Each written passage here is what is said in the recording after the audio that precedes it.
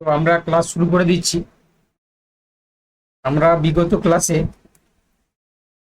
General knowledge থেকে যে যে বিষয়গুলো আলোচনা করেছি তোমাদের থিওরি আকারে, তোমরা সবাই জানো যে প্রথমে আমরা হিস্ট্রি আমরা ডিসকাস করেছিলাম,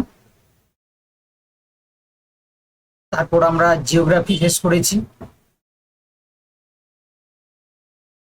থার্ডে আমরা করেছি পলিটিক্যাল সায়েন্স, তারপর আমরা ইকোনমি শেষ করেছি,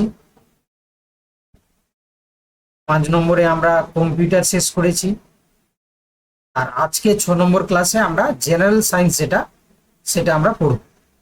তো একটা জিনিস তোমাদেরকে বলে দিই, এই জেনারেল সায়েন্সে তিন ধরনের জিনিস থাকে, মানে অ্যাকচুয়ালি 3 ধরনের নয়, 4 ধরনের জিনিস। একটা আছে তোমরা জানো যে ফিজিক্স থাকে, তারপরে কেমিস্ট্রি থাকে, ঠিক আছে, কেমিস্ট্রিও তোমাদের পরীক্ষাতে বিভিন্ন রকম কোশ্চেন আসে, তো তারও আমরা থিওরি আলোচনা করব, ঠিক আছে। আর একটা জিনিস থাকে, সেটা তোমরা সবাই জানো যে বায়োলজি, ঠিক আছে। এবার 4 নম্বর যেটা তোমাদেরকে বললাম সেটা হচ্ছে কি এনভায়রনমেন্টাল সায়েন্স, যদিও সেটা বায়োলজির মধ্যে পড়ে, তো আমরা আলাদা করেই রেখেছি, ঠিক আছে, বায়োলজিক্যাল এনভায়রনমেন্টাল সায়েন্স। তো আমরা আর একটা সেকশন আলাদা করে করেছি, যেটা তোমরা দেখেছো নোটসটা, যেটাকে আমরা বলবো যে কি বলবো না, তোমার ওভারঅল যদি আমরা দেখি তাহলে সেটা আমরা রেখেছি অন্য একটা প্যারাতে, এই যে এই জায়গাটায় রাখা হয়েছে, তার নাম কি না অ্যাপ্লাইড অ্যান্ড আধুনিক বিজ্ঞান, ঠিক আছে। তো এর মধ্যে দেখো আমরা মহাকাশ বিজ্ঞানও কিছুটা রেখেছি, পরিবেশ বিজ্ঞানও রেখেছি, আমাদের দৈনন্দিন জীবনের যে অ্যাপ্লাইড ফিজিক্স বা কেমিস্ট্রি সেই পার্টটাও রাখা হচ্ছে। আমি মূলত হচ্ছে কি দেখো, তোমাদের যখন মানে প্রিভিয়াস ইয়ার কোশ্চেন দেখেছি, হ্যাঁ বলো, ওই তো তুমি হচ্ছে কি অ্যাপটা ওপেন করো, দেখবে জয়েন ক্লাস বলে দেখাবে, ওখানে জয়েন করে যাবে। হুম, দেখছি না, তাহলে আমাকে মনে হয় অ্যাপ্রুভ করতে হবে, তুমি একবার রিফ্রেশ করো, পেরে যাবে। দেখো, তাহলে এই জিনিসগুলো আমাদের সামনে মোটামুটি ভাবে পড়তে হবে। তার কারণ হচ্ছে কি, আমি যত বছর প্রিভিয়াস ইয়ার কোশ্চেন হয়েছে প্রত্যেক বছরের কোশ্চেনগুলোকে আমি কিন্তু অ্যানালাইসিস করেছি, এবং অ্যানালাইসিস করে আমি দেখেছি যে এখানে তোমাদের মানে সায়েন্স থেকে, জেনারেল সায়েন্স থেকে প্রচুর কোশ্চেন থাকে।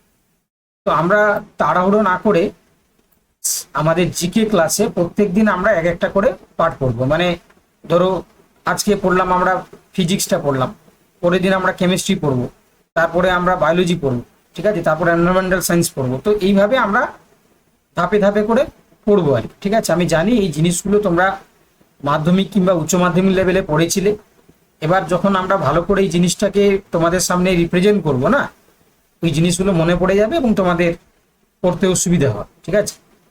তো আমরা ফিজিক্স থেকে প্রথমে যে জিনিসটা রেখেছি সেটা হচ্ছে নিউটনের গতিসূত্র এবং তার সাথে ফোর্স বা বল, এই জিনিসটা রেখেছি। তোমরা প্রত্যেকেই জানো যে নিউটনের যে প্রথম সূত্রটাকে আমরা জাড্য ধর্ম বলে থাকি, ঠিক আছে। তো এখানে কি বলা হয়, দেখো বাইরে থেকে যদি আমরা বল প্রয়োগ না করি তাহলে কি হয় না, যারা স্থির অবস্থায় থাকে তারা সারা জীবন স্থির অবস্থায় থাকে, আর যারা গতিশীল বস্তু তারা সবসময় কি করে না, একটা সমবেগে সরলরেখায় চলতে থাকে। তাহলে শর্তটা কি না, যদি আমরা বাইরে থেকে কোনো বল প্রয়োগ না করি, তো এখান থেকে আমরা বলের সংজ্ঞা এবং মানে জাড্য ধর্ম, যেটা স্থিতিজাড্য এবং গতিজাড্য, এই 3টে জিনিস কিন্তু আমরা পরিষ্কারভাবে জানতে পারি, ঠিক আছে। তাহলে ভালো করে শোনো, তাহলে প্রথম সূত্রটাকে আমরা বলছি জাড্য ধর্ম। বাইরে থেকে যদি আমরা কোনো বল প্রয়োগ না করি তাহলে স্থির বস্তু স্থির থাকবে চিরকাল, আর গতিশীল বস্তু সমবেগে সরলরেখায় চলতে থাকবে, ওকে। তো তাহলে এখান থেকে আমরা বলের সংজ্ঞা পাচ্ছি, গতিজাড্যর সংজ্ঞা পাচ্ছি আমরা, আর স্থিতিজাড্য আমরা পাচ্ছি। যদি আমরা উদাহরণ দিয়ে জিনিসটাকে তোমাদেরকে বোঝানোর চেষ্টা করি, তো দেখো চলন্ত বাস হঠাৎ যদি হচ্ছে কি তোমার থেমে যায়, তোমরা নিশ্চয়ই দেখতে পারো যে যদি আমরা কোনো অবলম্বন কাউকে যদি না ধরে রাখি তাহলে আমরা কি করি, সামনের দিকে ছিটকে যাই বা একটা ঝাঁকুনি দেয়। তো এটা কিন্তু একটা গতিজাড্যের হচ্ছে কি উদাহরণ। তাই না? কারণ হচ্ছে কি যখন আমরা চলন্ত বাসে বসে থাকি, বাসটা যখন হচ্ছে গতিশীল অবস্থায় থাকে, ফলস্বরূপ আমরা একটা গতিতেও থাকি। তাহলে যখন একটা ব্রেক কষা হয়, তাহলে সেক্ষেত্রে কি হয় না, গতিজাড্যে থাকার কারণে এই ব্যক্তি কি হয় বা যাত্রীটা সামনের দিকে ঝুঁকে পড়ে।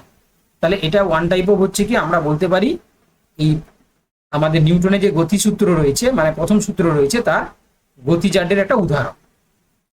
এবারে দেখো দ্বিতীয় সূত্র যেটা আমরা মূলত ব্যাখ্যা করি, যে বস্তুর ভরবেগের পরিবর্তনের হার প্রযুক্ত বলের সমানুপাতিক। এর মানে কি? অর্থাৎ এখান থেকে আমরা একটা সূত্রকে ফর্মুলেট করতে পারি, যেটাকে আমরা এফ সমান হচ্ছে কি দেখো এম ইন্টু এ। তাহলে এখানে এফ মানে হচ্ছে কি বল, বল সমান হচ্ছে কি আমরা বলতে পারি যে এম মানে ভর, আর যেটা হচ্ছে কি তোমার এ যেটাকে আমরা বলছি সেটাকে হচ্ছে কি বলা হচ্ছে ত্বরণ। ওকে, তাহলে জিনিসটা বুঝতে হবে যে ভরবেগের পরিবর্তনের হার যুক্ত বলের সমানুপাতিক। ঠিক আছে, অর্থাৎ আমরা যখন কোনো বল প্রয়োগ করছি তার ভরবেগের হচ্ছে কি তোমার সমানুপাতিক ভাবে কাজ করছে। ওকে, এবারে দেখো আর একটা সূত্র রয়েছে, এটা তোমরা অনেকেই জানো। এই সূত্রটাকে আমরা বিভিন্নভাবে রিপ্রেজেন্ট করি, যে প্রত্যেক ক্রিয়ার একটা সমান এবং বিপরীত প্রতিক্রিয়া রয়েছে। যেমন আমরা বাচ্চাকালে পড়েছি মাধ্যমিক লেভেলে, যে যখন আমরা ধরো কোনো নৌকায় ধরো আমরা চাপছি, ঠিক আছে, নৌকা যখন তীরে আসছে, নৌকা যখন আমরা প্রেস দিয়ে যখন সামনের দিকে ডাঙায় ওঠার চেষ্টা করি, দেখবেন নৌকাটাও হচ্ছে কি তোমার পিছনের দিকে কিছুটা পিছিয়ে যায়, কেননা সেখানে একটা বল কাজ করছে এবং সেটা হচ্ছে কি তার সমান এবং বিপরীত প্রতিক্রিয়া সৃষ্টি করছে। ওকে, এটা শুধুমাত্র যে আমি নৌকার কথা বললাম তা নয়, এটা রকেটের উৎক্ষেপণের ক্ষেত্রেও এই সূত্রটা কাজ করে। বন্দুক থেকে গুলি ছুটলেও দেখবে বন্দুকটা পিছনের দিকে একটা তোমার হচ্ছে কি বল কাজ করে পিছিয়ে যায়। তাহলে এই জিনিসগুলো আমরা কিন্তু এই যে তিনটে সূত্রের কথা বললাম, এটা আমরা নিউটনের গতিসূত্র বা নিউটনের সূত্র হিসাবে এই তিনটে জিনিস আমরা দেখতে পাই। ঠিক আছে, তাহলে প্রথমটাকে আমরা বললাম জাড্য ধর্ম, দ্বিতীয়টা তোমরা বললে যে ভরবেগের পরিবর্তনের সাথে প্রযুক্ত বলের সমানুপাতিক, আর 3 নম্বর যেটা আমরা বললাম যে প্রত্যেক ক্রিয়ারই একটি সমান এবং বিপরীত প্রতিক্রিয়া রয়েছে। ঠিক আছে, চলো তাহলে এই অংশটুকু যতটা আমি বললাম সবাই তোমরা বুঝতে পারলে? একটু রিপ্লাই জানাও তো। রিপ্লাই বলতে তোমরা এখানে কমেন্টে সিসি বলে লিখতে পারো। ঠিক আছে,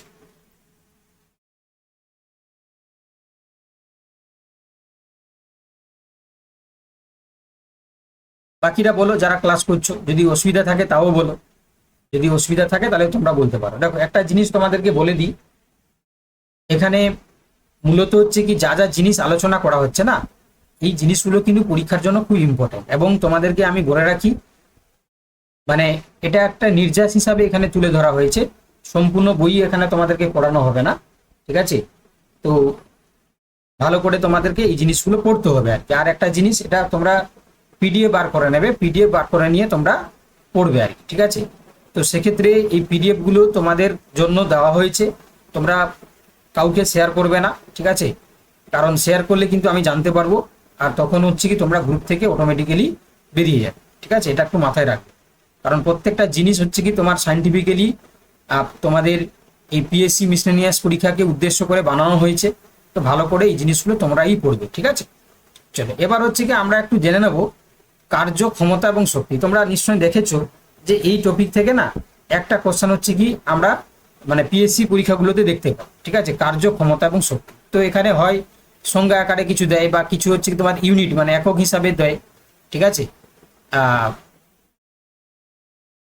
হ্যাঁ আমরা ছবি করাবো। ঠিক আছে, ছবি করাবো। এই তো তোমাকে প্রথমে বললাম না, একধার থেকে আমরা যাচ্ছি, হিস্ট্রি কমপ্লিট করেছি, তারপরে হচ্ছে কি তোমার জিওগ্রাফি হলো, পলিটিক্যাল সায়েন্স, ইকোনমিক্স, কম্পিউটার হলো, এবার হচ্ছে জেনারেল সায়েন্সটা কমপ্লিট করব। তোমাদের যা যা লাগবে সব জিনিস পড়ানো হবে। ঠিক আছে, তোমরা নির্বিঘ্নে থাকো, প্রত্যেকটা জিনিস হচ্ছে কি তোমাদেরকে দেওয়া হবে। চলো এবার দেখো কার্য, ক্ষমতা, শক্তি। দেখো কার্য কাকে বলে?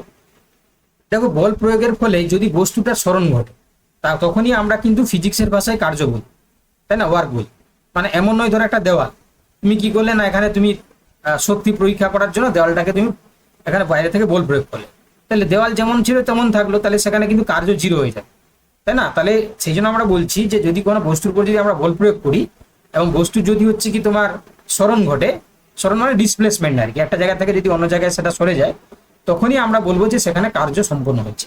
আদারওয়াইজ সেখানে কিন্তু নো কার্য, মানে কোনো কার্য হবে না। এবারে কার্যের যদি আমরা ইউনিট মানে মানে একটা সমীকরণ দেখি, তাহলে কি বলবো, এখানে আমরা বললাম যে কার্য সমান বল ইন্টু সরণ। আচ্ছা, কার্যের হচ্ছে কি এসআই এককটা পরীক্ষায় দেয়, সেটা তোমরা মনে রাখবে যে জুল, ঠিক আছে। আচ্ছা, ঠিক একইভাবে ক্ষমতা কাকে বলে? ক্ষমতা হচ্ছে, দেখো, কার্য করার হারকে আমরা বলছি ক্ষমতা, ঠিক আছে। কার্য করার যে ক্ষমতা সেটাকে আমরা কি বলছি, মানে কার্য করার যে হার সেটাকে আমরা বলছি ক্ষমতা। এটার এসআই একক মনে রাখবে ওয়াট। এবং এখানে একটা পরীক্ষায় বারবার প্রশ্ন দেয় যে হর্স পাওয়ার, তাই না, 1 হর্স পাওয়ার সমান হচ্ছে কি 746 হচ্ছে কি তোমার ওয়াট, ঠিক আছে, যেহেতু এসআই একক ওয়াট। তো এখানে আমরা এইটুকুই মনে রাখবো যে কার্য করার ক্ষমতা মানে হারকে বলছি ক্ষমতা, এর এসআই একক হচ্ছে ওয়াট, এবং হচ্ছে কি এই 1 হর্স পাওয়ার সমান হচ্ছে কি 746 ওয়াট, এটা মনে রাখ। এবার দেখো, এবার বলছে শক্তি। আচ্ছা, কার্য করার সামর্থ্যই হলো শক্তি, তাই না। তাহলে শক্তি বলছে কি যে কার্য করার সামর্থ্য যেটা, সেটাকে আমরা শক্তি বলছি। এটাও বলছে, দেখো, দু প্রকারের হচ্ছে, এটা স্থিতি শক্তি, এটা গতি শক্তি। অর্থাৎ যখন কোনো বস্তু স্থির অবস্থায় থাকে তার মধ্যে যে এনার্জি নিহিত থাকে সেটাই হচ্ছে তার স্মৃতিশক্তি। যেমন দেখবে, ধরো আমরা একটা নদীর গতিপথে বাঁধ তৈরি করলাম, সে বাঁধের হচ্ছে কি দিকে হচ্ছে জলটা জমা থাকে, তাহলে সেখানে তার মধ্যে কিন্তু শক্তি আছে। যখন আমরা ওই বাঁধের হচ্ছে জলটাকে ছাড়বো তখনই কিন্তু সেটা শক্তি হিসাবে আমরা দেখতে পাবো। আদারওয়াইজ তার মধ্যে কিন্তু যে শক্তিটা ইনিশিয়ালি থাকে সেটাকে আমরা কি বলছি, পোটেনশিয়াল এনার্জি। তো এটা দেখো, তোমার পোটেনশিয়াল এনার্জি সমান হচ্ছে কি এম ইন্টু জি ইন্টু এইচ দিয়ে আমরা প্রকাশ করি। আর গতি শক্তি কাইনেটিক্স এনার্জিটাকে আমরা প্রকাশ করি half into M V square, ঠিক আছে। এটা তোমরা বলবে যে চলন্ত বুলেট বা তোমার হচ্ছে কি চলন্ত অবস্থায় কোনো যানবাহন হতে পারে, ঠিক আছে, তখন হচ্ছে কি তার মধ্যে যে শক্তিটা থাকে সেটাকে আমরা কি বলছি, গতি শক্তি, ঠিক আছে। চলো, তাহলে এই জিনিসটা আশা করি তোমরা বুঝতে পেরেছো, কার্য ক্ষমতা শক্তি, ঠিক আছে। চলো এবার দেখো, এবার ফিজিক্স যখন আমরা আলোচনা করছি, লাইট বা আলো এই জায়গাটা কিন্তু কোনোভাবেই আমরা ওমিট করতে পারি না, ঠিক আছে। এটাও আমাদেরকে কিছুটা সংক্ষেপে হলেও জেনে নিতে হবে। তো দেখো, আলো যখন আমরা আলোচনা করব, তো সেখানে দুটো আলোর তোমার হচ্ছে কি ধর্ম, একটা হচ্ছে কি তোমার প্রতিফলন আর একটা প্রতিসরণ, যেটা আমাদের চারপাশের অনেক ঘটনার সাথে দায়ী, ওতপ্রোতভাবে জড়িত। এখানে আমি চিত্রের আকারে তোমাদেরকে দেখিয়েছি। দেখো, ধরো কোনো একটা বস্তু, এই যে একটা বস্তু রয়েছে, এর উপরে হচ্ছে কি তোমার লাইট এসে পড়লো। এবারে লাইটটা পড়ার পরে হচ্ছে কি দেখো, এটা কি করছে না, তার রিফ্লেকশন আমরা দেখতে পাচ্ছি, অর্থাৎ একটা নির্দিষ্ট তোমার কোণ করে সেটা আবার প্রতিফলিত হচ্ছে, ঠিক আছে। আর রিফ্লেকশন বা হচ্ছে প্রতিসরণ কাকে বলছে, তো এখানে দেখো ভালো করে যে এই মিডিয়ামের মানে পড়ার পরে হচ্ছে কি সেটা কিছুটা কোণটাকে বিবর্তিত করে সে কি করছে, ভেতরের দিকে তোমার হচ্ছে কি একটা রিফ্লেকশন আমরা লক্ষ্য করছি, ঠিক আছে। তো এটা ধরো তুমি একটা হচ্ছে কি তোমার তরলে লাইট ফেললে, ঠিক আছে, তাহলে সেখানে কি হবে, দেখবে রিফ্লেকশন আমরা দেখতে পাবো, ঠিক আছে। এই জিনিসগুলো আমরা প্রতি মুহূর্তে হচ্ছে কি আমাদের দৈনন্দিন জীবনের সাথে ওতপ্রোতভাবে দেখতে পাই। এবারে তোমরা বলবে যে ডেফিনেশন কাকে বলে, তাহলে রিফ্লেকশন আর প্রতিফলন হচ্ছে কি, দেখো, যখন কোনো তলে বাধা পেয়ে আলো কি হচ্ছে, দেখো, প্রথম মাধ্যমে ফিরে আসে, তাই না। যে মাধ্যমে থেকে এসেছিল দেখো সেই মাধ্যমে আবার ফিরে যাচ্ছে, তাই না। বায়ু মাধ্যম থেকে এসেছিল আবার বায়ুতে চলে আসছে, কেন, এখানে একটা বাধা পেয়ে পাচ্ছে, তখন আমরা তাকে কি বলছি, প্রতিফলন বলছি। যেমন ধরো একটা তুমি আলো কোথায় ফেললে, আয়নায় ফেললে, মিরারে ফেললে, এবারে সে কি করলো, সেই বাধাটা পাওয়ার পরে সে আবার যে মাধ্যম থেকে এসেছিল সেই মাধ্যমে ফিরে গেল, এটাকে আমরা বলছি রিফ্লেকশন বা প্রতিফলন। আর প্রতিসরণ বা রিফ্লেকশন কাকে বলছি আমরা, দেখো বলছে আলো এক মাধ্যম থেকে অন্য মাধ্যমে যাওয়ার সময় গতিপথের যে সামান্য পরিবর্তন করে, তাই না, পরিবর্তন ঘটায়, সেটাকে আমরা কি বলছি, প্রতিসরণ। যেমন বলছে যে জলে ডোবানো লাঠি বাঁকানো দেখানো, তাই না। ধরো তুমি একটা জলে লাঠি পুঁতে রেখেছো, তুমি বাইরে থেকে লাইট ফেলে দেখবে মনে হবে যে লাঠিটা বেঁকে গেছে, কেন, প্রতিসরণ ঘটছে। বা দেখো ঝিকমিক করা, হ্যাঁ, যেটাকে আমরা বায়ুমণ্ডলীয় প্রতিসরণ বলি। তাহলে এই জিনিসগুলোকে আমরা দেখতে পাই যে যখন কোনো মাধ্যম থেকে একটা আলো অন্য মাধ্যমে যখন যাচ্ছে তখন গতিপথের পরিবর্তন ঘটার কারণে সেখানে আমরা প্রতিসরণ বা রিফ্লেকশন দেখতে পাচ্ছি। এবার দেখো আরেকটা জিনিস যেটা আমরা আলোচনা করব, সেটা হচ্ছে কি বলা আছে, অভ্যন্তরীণ পূর্ণ প্রতিফলন, ঠিক আছে, টোটাল ইন্টারনাল রিফ্লেকশন। এটা আমরা যখন দেখি যে আলো যখন কোনো ঘন মাধ্যম থেকে লঘু মাধ্যমে যাওয়ার সময় সংকট কোণের চেয়ে বেশি কোণে আপতিত হয়, তখন তাকে আমরা কি বলছি, সেখানে সম্পূর্ণ প্রতিফলন হয়ে ফিরে আসে আর কি, ঠিক আছে। যেমন হচ্ছে কি যে মরীচিকা তোমরা জানো যে মরু অঞ্চলে যে বালি রয়েছে না, সেখানে দেখবে তুমি দূর থেকে দেখলে সেখানে আলো মানে অভ্যন্তরীণ মানে পূর্ণ প্রতিফলন ঘটায়, ফলে সেখানে মনে হয় যে একটা জলের উপস্থিতি লক্ষ্য করি, কিন্তু আদৌ সেখানে হচ্ছে কি আমরা জল দেখতে পাই না, বা অপটিক্যাল ফাইবার, ঠিক আছে, ওখানেও কিন্তু তোমাদেরকে পরীক্ষা দেবে যে অপটিক্যাল ফাইবারে আলোর কোন ধর্ম কাজ করে। না তোমরা মনে রাখবে যে এখানে অভ্যন্তরীণ পূর্ণ প্রতিফলন কাজ করে। এটা কিন্তু আমরা এই রিসেন্ট একটা কোনো বড় পরীক্ষাতে আমি দেখেছি যে এই অপটিক্যাল ফাইবারের কথা কিন্তু বলেছে যে অপটিক্যাল ফাইবারের আলোর কোন ধর্ম কাজ করে। আমি পার্টিকুলারলি পরীক্ষাটার নাম ভুলে যাচ্ছি, এই রিসেন্টলি হয়েছে আর কি, সে পরীক্ষাতে এসছে। বা হিরকের যে উজ্জ্বলতা, এটাও কিন্তু অভ্যন্তরীণ পূর্ণ প্রতিফলন। এগুলো থেকে পরীক্ষা প্রশ্ন দেবে যে আলো পড়লে হচ্ছে কি মানে হীরা হচ্ছে জ্বলজ্বল করে, তাহলে এখানে আলোর কোন ধর্ম কাজ করছে, প্রতিফলন, প্রতিসরণ নাকি অভ্যন্তরীণ পূর্ণ প্রতিফলন, ঠিক আছে। তাহলে এই জিনিসগুলো আমাদেরকে জানতে হবে, ঠিক আছে। আমরা কোনো জিনিসটাকেই হালকাভাবে নেব না, প্রত্যেকটা জিনিসটাকে আমরা গুরুত্ব দিয়ে পড়বো যাতে আমরা পরীক্ষাতে ভালোভাবে রেজাল্ট করতে পারি। আচ্ছা, আর একটা জিনিস রয়েছে দেখো, বিক্ষেপণ বা স্ক্যাটারিং। বিক্ষেপণ বা স্ক্যাটারিং হচ্ছে দেখো আলোর তরঙ্গ দৈর্ঘ্য কম হলে তার বিক্ষেপণ ঘটে, বুঝতে পারলে। যদি কোনো একটা আলোর তরঙ্গ দৈর্ঘ্য কমে যায়, যেমন উদাহরণ দিলে বুঝতে পারবে যে আকাশ নীল দেখার কারণ হচ্ছে কি নীল আলোর তরঙ্গ দৈর্ঘ্যটা অনেকটা কম, বিক্ষেপিত হয়ে বেশি হয়। হ্যাঁ, বিপদ সংকেত লাল আলো হচ্ছে কি হয়, কারণ হচ্ছে লাল আলোর তরঙ্গ দৈর্ঘ্য বেশি, আর এটি ছড়িয়ে পড়ে না, তাই না, বহু দূর থেকে দেখা যায়, বুঝতে পারলে। এই জন্য দেখবে যখন আমরা সিগনাল, ট্রাফিকের যে সিগনাল, তো তোমাকে দিবে যে ট্রাফিকের সিগনালে আমরা কেন রেড লাইট ইউজ করি, তাহলে তোমরা বলবে যে রেড লাইটের ক্ষেত্রে তরঙ্গ দৈর্ঘ্য বেশি হওয়ার কারণে এটা কোনোভাবে ছড়িয়ে পড়ে না, মানে স্প্যাটারিং হয় না, যাতে দূর থেকে দেখা যায়। এই জন্য হচ্ছে কি আমরা গ্রিন সিগনালে কি ইউজ করি না, তোমার ট্রাফিক সিগনালে আমরা রেড লাইটটাকে ইউজ করি, যাতে করে সেখানে ট্রাফিকটা যাতে সেই সময় চলাচল যাতে বন্ধ থাকে কোনো একটা লাইনে, ঠিক আছে। এই জিনিসগুলো তোমাদের কিন্তু প্র্যাকটিক্যালি পরীক্ষায় কিন্তু প্রশ্ন দিতে পারে। ওকে, চলো তাহলে আপাতত লাইট থেকে যে যে জিনিসগুলো আমি বললাম সবাই বুঝতে পারলে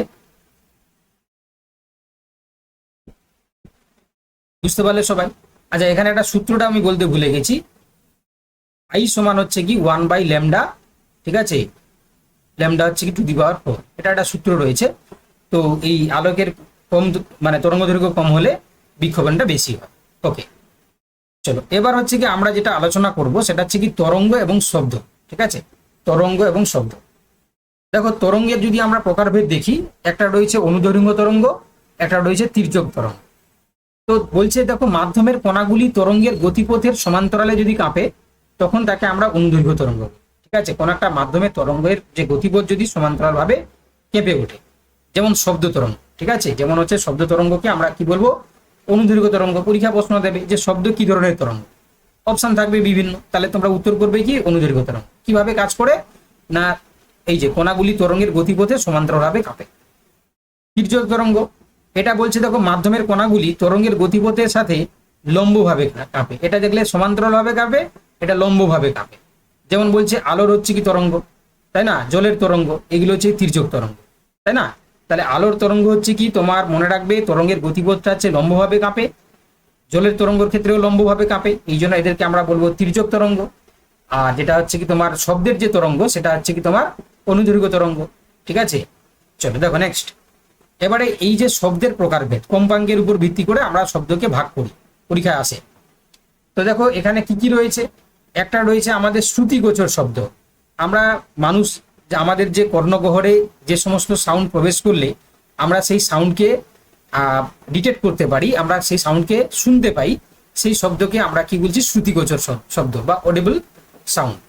তো এটার হচ্ছে কি একটা মানে কম্পাঙ্কে আমরা রেঞ্জ দেখতে পাই 20 হার্জ থেকে, যদি এটা 20,000 হার্জ হয় তাহলে এই কম্পাঙ্কের মধ্যে মানুষের আমরা কথাবার্তাগুলোকে শুনতে পাই, তাই না। যদিও এই যে ফিসফিস করে কথা বলাটা হচ্ছে কি 20 হার্জের কাছাকাছি, কিন্তু এই 20 হার্জ আর 20 থেকে 20,000 হার্জের মধ্যে যদি হয় তাহলে আমরা কিন্তু পরিষ্কার মানে কথাগুলো শুনতে পাই। এবারে বলছে 20 হার্জে যদি কম হয় তখন তাকে আমরা কি নাম করেছি না, এটা হচ্ছে কি তোমার ইনফ্রাসনিক বা হচ্ছে কি শব্দের তরঙ্গ বা ইনফ্রাসনিক আমরা তরঙ্গ হিসাবে বলি। যেমন বলছে যে হাতি, গন্ডার তারা যোগাযোগ করার জন্য যে ভাষা হিসাবে তারা শুনতে পায় সেটাকে আমরা কি বলছি ইনফ্রাসনিক বা তোমার হচ্ছে কি শব্দের তরঙ্গ হিসাবে আমরা বলে থাকি। এবারে যদি 20,000-এর বেশি হয়ে যায় তাহলে সেটাকে বলছে কি আল্ট্রাসনিক বা শব্দোত্তর। এটা হচ্ছে কি বলছে বাদুড় পথ দেখতে মানে পথ চলতে বা সোনার ও ইলেকট্রোকার্ডিওগ্রাফিতে আমরা ব্যবহার করি, ঠিক আছে। তো দেখো এই যে কোন জায়গাগুলো প্র্যাকটিক্যালি আমরা দেখতে পাই, বাদুড়ের ক্ষেত্রে এই আল্ট্রাসনিক সাউন্ড হচ্ছে কি তৈরি করতে পারে, সোনারের ক্ষেত্রে আমরা দেখতে পাই, কিংবা হচ্ছে কি ইলেকট্রোকার্ডিওগ্রাফি, তোমরা জানো যে মেডিকেলি আমরা ইউজ করি আমাদের হৃৎপিণ্ডের কার্যকারিতা জানার জন্য, তো সেক্ষেত্রে সেখানেও কিন্তু আমরা এই আল্ট্রাসনিক সাউন্ডটাকে আমরা ব্যবহার করি। ক্লিয়ার? তাহলে এই যে তরঙ্গ এবং শব্দ, এই জায়গাটাও তোমরা বুঝতে পারলে সবটা, তরঙ্গ এবং শব্দ এই জায়গাটা সবাই বুঝতে পারলে? একটু জানাও তোমরা, বুঝতে পারলে সবাই?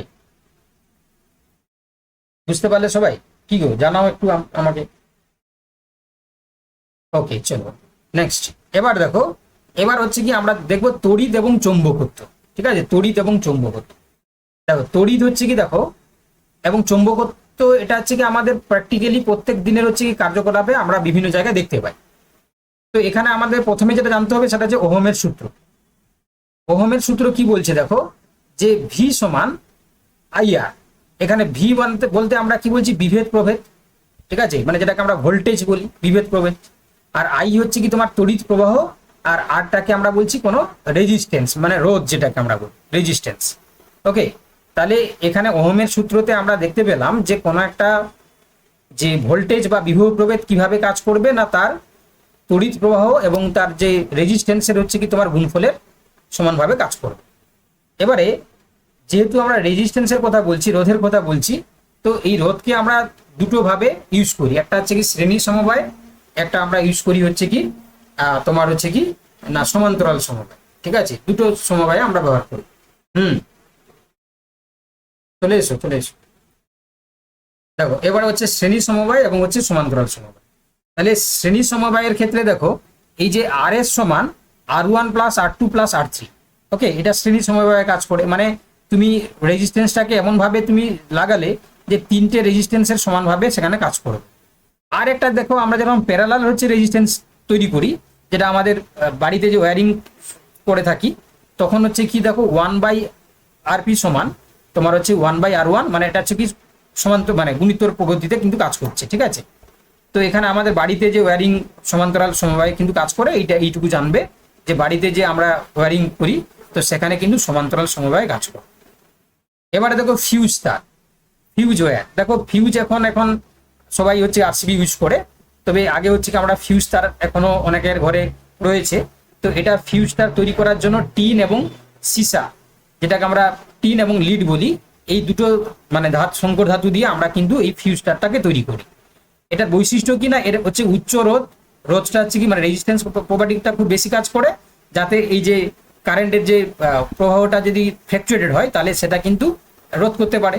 আর কি না, গলনাঙ্ক খুব কম হয়, যাতে হচ্ছে শর্ট সার্কিট থেকে রক্ষা করে। কারণ কেন বলো দেখি, ধরো কোনো কারণে শর্ট সার্কিট হলো, তাহলে সেখানে যদি ফিউজ যদি না ব্রেক করে যায়, তাহলে সেখানে হচ্ছে কি তোমার আগুন লাগার একটা ভয় থাকে। তো এই যে যদি আমরা এই যে ফিউজটা তৈরি করব, তার যদি গলনাঙ্কটা যদি কম হয়, তাহলে সে ইজিলি পুড়ে যাবে, তাহলে সেখানে ইলেকট্রিক যে কানেকশনটা ফেল করবে, ফলে আমরা কিন্তু বাড়িতে হচ্ছে কি একটা মানে বলতে পারো যে সুরক্ষা কিন্তু প্রদান করতে পারি, তাই না, সেফটিটাকে আমরা মেনটেন করতে পারি। তাহলে মনে রাখবে, ফিউজ তার তৈরি করার জন্য যে উপাদান তৈরি দেওয়া হয় সেটা হচ্ছে টিন এবং সীসার সংমিশ্রণ, আর এখানে উচ্চ রোধ এবং উচ্চ গলনাঙ্ক যুক্ত হয় বৈশিষ্ট্যটা, এবং এটা আমরা বাড়িতে যে শর্ট সার্কিট রক্ষা করার জন্য আমরা কিন্তু এটা ব্যবহার করি। ক্লিয়ার? বুঝতে পারলে সবাই তোমরা? কি গো, বুঝতে পারলে তো? বুঝতে পারলে? এটা কিন্তু পরীক্ষায় আসে, এই জায়গা কিন্তু পরীক্ষায় আসে। ঠিক আছে, এই জায়গা কিন্তু পরীক্ষায় আসে। চলো এবার দেখো, এবার বলছে আধুনিক পদার্থবিদ্যা এবং তেজস্ক্রিয়তা, মডার্ন ফিজিক্স এবং রেডিও অ্যাক্টিভিটি। দেখো তেজস্ক্রিয় রশ্মি হচ্ছে কি, আমরা মূলত তোমরা জানো যে খুবই ক্ষতিকারক রশ্মি, কারণ এটা হচ্ছে কি মানে হার্মফুল হয় আমাদের, মানে কি করে না, এরা সেলের মধ্যে ডিএনএ কে ব্রেক করে দিতে পারে, যার কারণে এরা ক্যান্সার তৈরি কারণ হিসাবে আমরা দেখতে পাই। তো এই তেজস্ক্রিয় ভাঙনের পরে তিন ধরনের রশ্মি আমরা দেখতে পাই, একটা আলফা, একটা বিটা, একটা গামা। ঠিক আছে, যখন তেজস্ক্রিয় হচ্ছে কি ভাঙন ঘটে, তোমার ইউরেনিয়াম বা প্লুটোনিয়াম এই ধরনের যে তোমার তেজস্ক্রিয় যে রয়েছে পদার্থগুলো, তো সেগুলো যখন ব্রেকডাউন হয়, সেখান থেকে আলফা, বিটা এবং গামা এই তিন ধরনের রশ্মি আমরা দেখতে পাই। এবারে এদের ক্ষেত্রে কি হয় জানো তো, এদের ক্ষেত্রে ভেদন ক্ষমতা বা পেনিট্রেটিং যে পাওয়ারটা সেটা কিন্তু খুব বেশি হয়। তো যার কারণে আমরা কি দেখতে পাই না, এরা সহজে সেলের মধ্য দিয়ে প্রবেশ করে ডিএনএর যে ডাবল স্ট্যান্ডের যে স্ট্রাকচারটাকে ব্রেকডাউন করে দেয়। ফলে কি হয় না, এরা কিন্তু হচ্ছে কি আমাদের ডিএনএ যখন ব্রেকডাউন হয়ে যাবে মানে ক্যান্সার হয়ে যাবে। তাই না? এবং এই ক্যান্সার করার ক্ষমতা থাকার জন্য এই তেজস্ক্রিয় রশ্মিটা কিন্তু ক্ষতিকারক। এবার তোমাদের যদি মনে রাখতে হয় যে সবচেয়ে বেশি পেনিট্রেটিং পাওয়ার কার বেশি, না গামা, তারপরে বেশি কার, তারপরে হচ্ছে বিটা, তারপরে বেশি, তারপরে হচ্ছে সবচেয়ে কম কার, আলফা। ঠিক আছে, তাহলে গামা, তারপরে বিটা, তারপর আলফা, এইভাবে মনে রাখবে। ঠিক আছে, গামা ভেদন ক্ষমতা সবচেয়ে বেশি, পরীক্ষায় প্রশ্ন দিতে পারে, তাই না? তাহলে তেজস্ক্রিয় রশ্মি হচ্ছে কি, সেখান থেকে 3 ধরনের রশ্মি আমরা দেখতে পাই, আলফা, বিটা, গামা। গামার ক্ষেত্রে সবচেয়ে ভেদন ক্ষমতা বেশি, মাঝারি হচ্ছে বিটা এবং কমটা হচ্ছে আলফা। আচ্ছা, আয়নন ক্ষমতা বা আয়নাইজিং পাওয়ার, এটা আমরা কি করব এবারে দেখো। তাহলে আমরা আয়নন ক্ষমতা তাকেই বলবো যে, এটা আমরা বলবো দেখো, এই যে আলফার ক্ষেত্রে হচ্ছে কি বেশি হবে আয়নন ক্ষমতা, বিটা মাঝারি হবে, গামাটা সবচেয়ে কম হবে, মানে উল্টে যাবে আর কি। অর্থাৎ আলফা কণার আয়নন ক্ষমতা সবচেয়ে হচ্ছে কি বেশি আর কি। ঠিক আছে, তাহলে আয়নাইজিং যে পাওয়ারটা সেটা কিন্তু উল্টে যাবে ভেদন ক্ষমতার সঙ্গে। ঠিক আছে, চলো এবার হচ্ছে নিউক্লিয় বিক্রিয়া। দেখো তোমাদের পরীক্ষাতে দুটো জিনিস থাকে, নিউক্লিয়ার ফিশন আর নিউক্লিয়ার ফিউশন। এটা নিয়ে একটা কনফিউশন তৈরি হয়, অনেকে মনে রাখতে পারো না। তো দেখো, নিউক্লিয় বিভাজন বা নিউক্লিয়ার ফিশন, এটা আমরা ভারী নিউক্লিয়াস ভেঙে হালকা নিউক্লিয়াস তৈরির যে পদ্ধতি সেটাকে আমরা বলি। এটা হচ্ছে কি পারমাণবিক বোমা তৈরি করার জন্য, বা পরমাণু চুল্লি, যেটা যেখান থেকে আমরা পারমাণবিক শক্তি তৈরি করি, তাই না? বর্তমানে বড় বড় যে কান্ট্রিগুলো, তারা কিন্তু এই পারমাণবিক চুল্লির উপরে ইলেকট্রিসিটি কিন্তু ডিপেন্ডেন্সি করে রয়েছে, তাই না? তো সেক্ষেত্রে সেখানে কিন্তু নিউক্লিয়ার ফিশন হয়। ঠিক আছে, নিউক্লিয়ার ফিশন মানে বিভাজন ঘটে, যার কারণে সেখানে আমরা কিন্তু একটা চেন রিয়াকশন চলে আমরা হিউজ পরিমাণের এনার্জি জেনারেট হতে দেখতে পাই। আর নিউক্লিয় সংযোজন আমরা যেখানে দেখি, সেখানে কি হয় না, হালকা নিউক্লিয়াস যুক্ত হয়ে ভারী নিউক্লিয়াস তৈরি করে। এখানে দেখলে ভারী নিউক্লিয়াসগুলো ভেঙে হালকা নিউক্লিয়াস তৈরি করছে, আর এখানে হালকাগুলো যুক্ত হয়ে গিয়ে ভারী নিউক্লিয়াস তৈরি করছে। এখানে আমরা দেখতে পাবো যেমন সূর্য ও নক্ষত্রের শক্তি, হাইড্রোজেন বোমা। ঠিক আছে, এটা কিন্তু পরীক্ষায় দেয়, তোমাকে বলবে যে অ্যাটম বোমে মানে হাইড্রোজেন বোমার ক্ষেত্রে আমরা কি দেখতে পাই না, নিউক্লিয়ার ফিউশন। আর যেটা পারমাণবিক বোমা, অ্যাটমিক যে বোম, সেটা সেখানে ক্ষেত্রে নিউক্লিয়ার ফিশন। এই জায়গা থেকে কিন্তু প্রশ্ন আসে আর কোশ্চেন সেট হয়। বুঝতে পারছো কি বলছি? বুঝতে পারছো কি বলছি? বুঝতে পারলে? দেখো, তো যার কারণে দেখো, এখানে নিউক্লিয়ার সংযোজন বা নিউক্লিয়ার ফিউশনের ক্ষেত্রে প্রচুর তাপ লাগে, একে আমরা তাপীয় নিউক্লিয়ার বিক্রিয়াও বলে থাকি। ওকে, দেখো তাহলে এই জায়গাটা না তোমরা ভালো করে পড়বে।